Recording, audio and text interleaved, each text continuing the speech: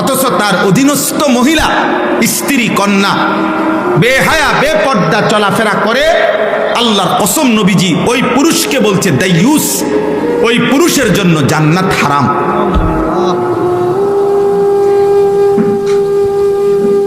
এটা মনে রাখতে হবে বাপ। দাইয়ুস বলা হয় মহিলাকে না। আমাদের সমাজে অনেক মানুষ বুঝে না এটা। মানুষের কথা কথা বেড়িতে কয় তাই একটা দাইয়ুস মহিলা। না না না, মহিলা দাইয়ুস হয় না।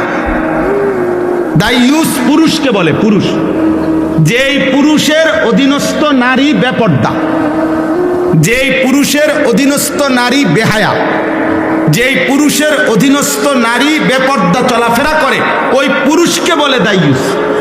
ওই পুরুষের জন্য জান্নাত হারাম। কথা বুঝছেন আমার কথাটা আপনারা?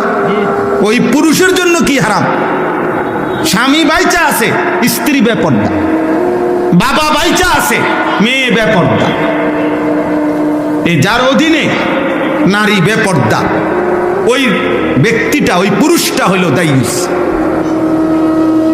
তার জন্য জান্নাত হারাম। তো মহিলার জন্য তারও আগেই নাই। রাসূলুল্লাহ সাল্লাল্লাহু আলাইহি সাল্লাম বলছেন 500 বছরের রাস্তা, 500 বছরের দূরে থাকতেই, জান্নাত থেকে 500 বছরের দূরত্বে থাকতেই কোনো ব্যক্তির নাকে জান্নাতের ঘ্রাণ লাগবে। তো কিন্তু আল্লাহর নবী ওয়াদা দিছে, বেহায়া নারী, বেপর্দা নারী 500 বছরের দূরত্বে থাকেও জান্নাতের এই বেহায়া নারী ঘ্রাণও পাবে না, ঘ্রাণও পাবে। লাম ইয়াজিদনা রিহাল জান্নাহ, জান্নাতের ঘ্রাণও তার নাকে লাগবে। বেপর্দা নারী, বেহায়া নারী।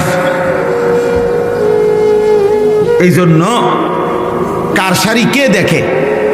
একজন মহিলা শাড়ি কিনছে, এটা দেখবে কয়জনের? সর্বোচ্চ 10-20 জন মানুষ।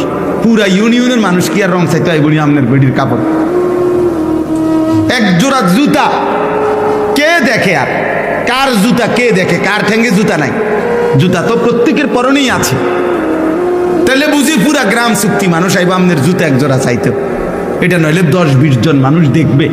এটুকুর জন্য আস্তাগফিরুল্লাহ, এত বড় রমজান, এত বড় রহমত মাগফিরাত নাজাতের মাস, এভাবে জবাই করে দেওয়া, এভাবে বিসর্জন দেওয়া, এভাবে কোরবান করে দেওয়া, এটা উচিত না।